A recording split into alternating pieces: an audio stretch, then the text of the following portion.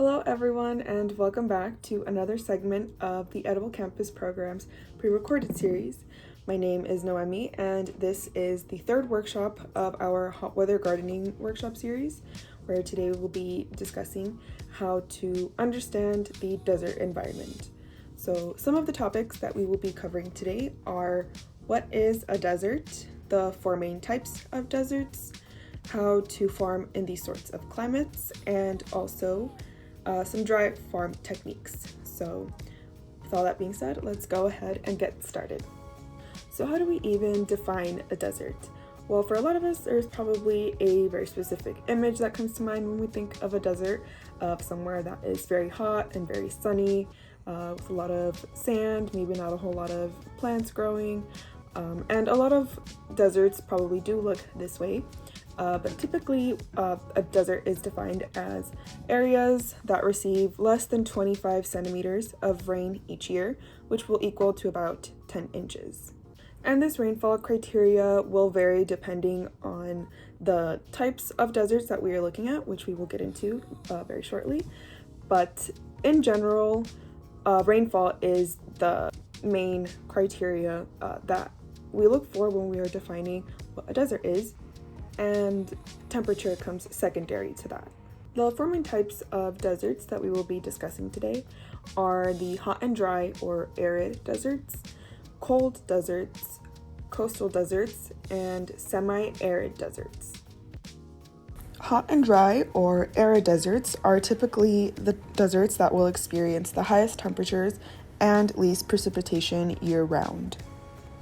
These are probably what we imagine when we are thinking of a desert, and a very great example of this sort of climate is the Mojave Desert, which is located on the eastern part of California as well as parts of Nevada and Arizona.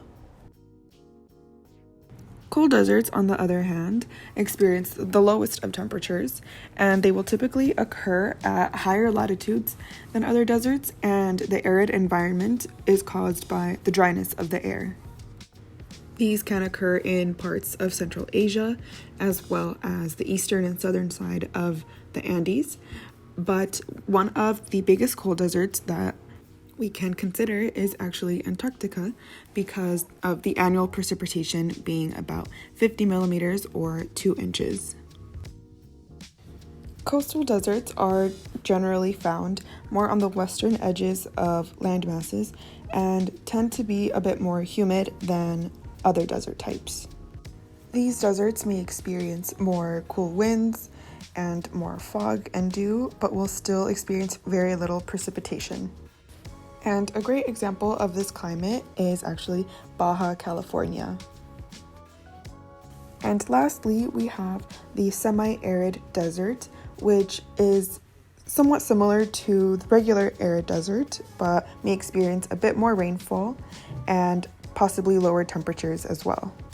Semi-arid climates can often occur nearby other arid deserts and will generally have about 10 to 20 inches of precipitation throughout the year. And a lot of places throughout Southern California can be considered semi-arid, including the Inland Empire.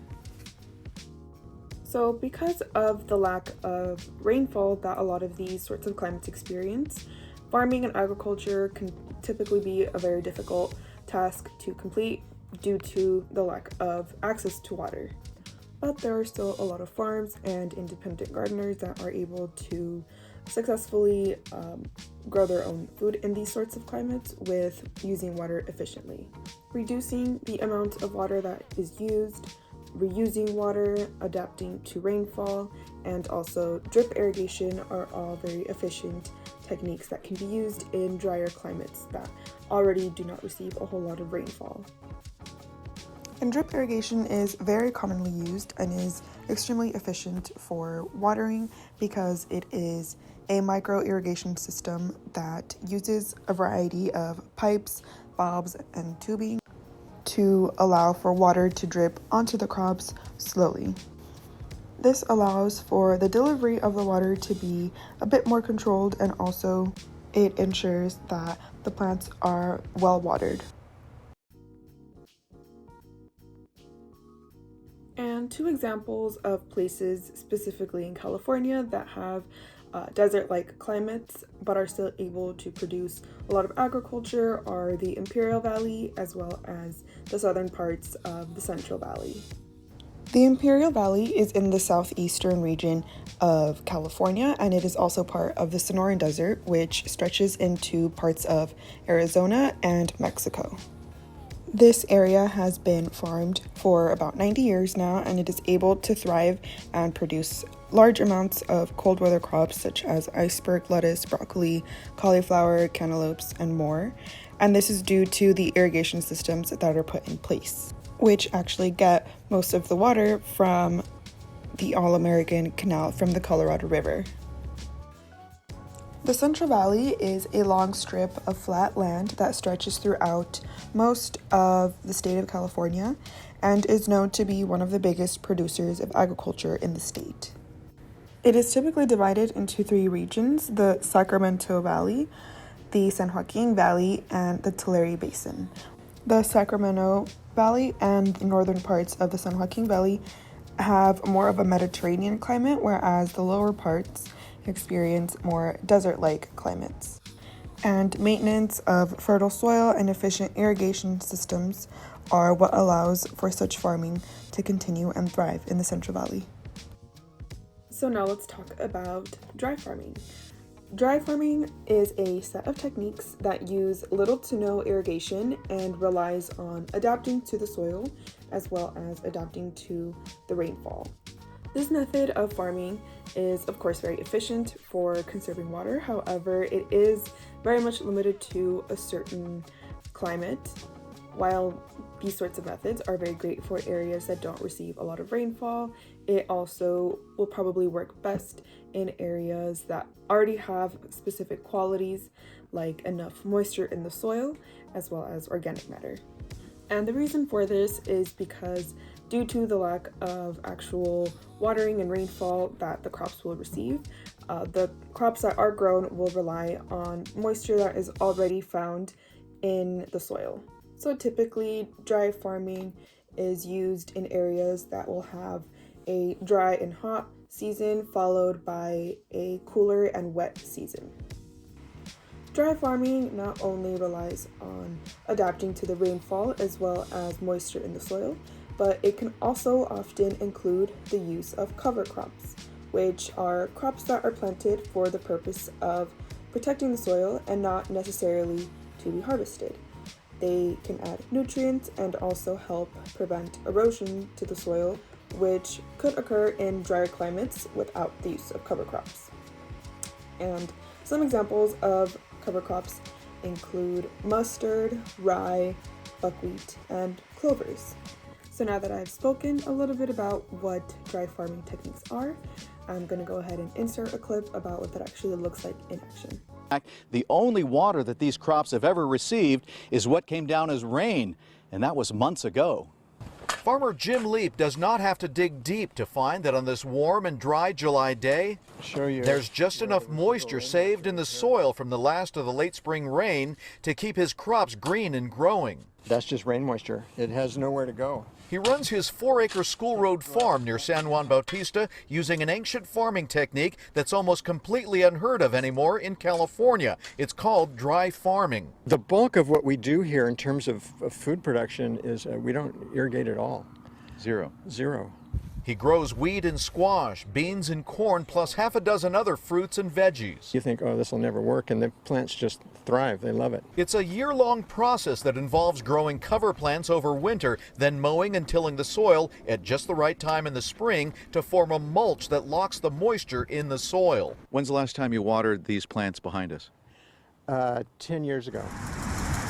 This is the exact opposite. California agribusiness relies heavily on irrigation, which has led to overdrawing of underground aquifers and questions of sustainability. Leap says dry farming not only saves water, but seems to supercharge the food with flavor. Dry farm fruit and vegetables just taste so much better than irrigated crops. Why is that? I think you get a concentration of sugars. Leap, who holds a degree in agriculture from Fresno State, says there are drawbacks. Yields tend to be smaller and it's risky because it relies completely on what Mother Nature gives. See how easily the grain separates from the chaff. But he says the practice is catching on in cooler coastal valleys and on small-scale farms where growing food and preserving natural resources can go hand in hand. In San Juan Bautista, Len Ramirez, KPIX5.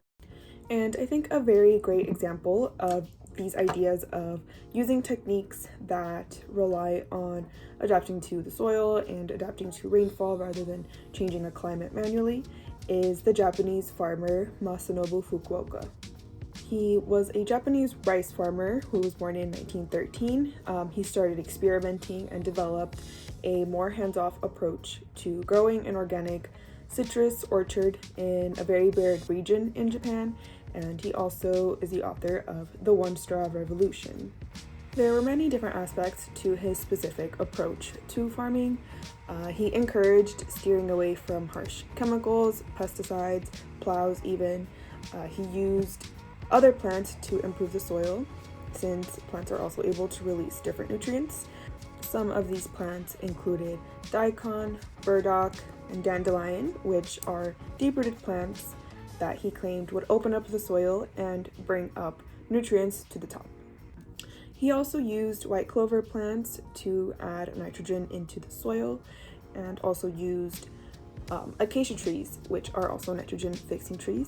And the improvement of the soil made it possible to grow large amounts of citrus trees and also wheat. He also notably didn't actively get rid of any insects when he was farming.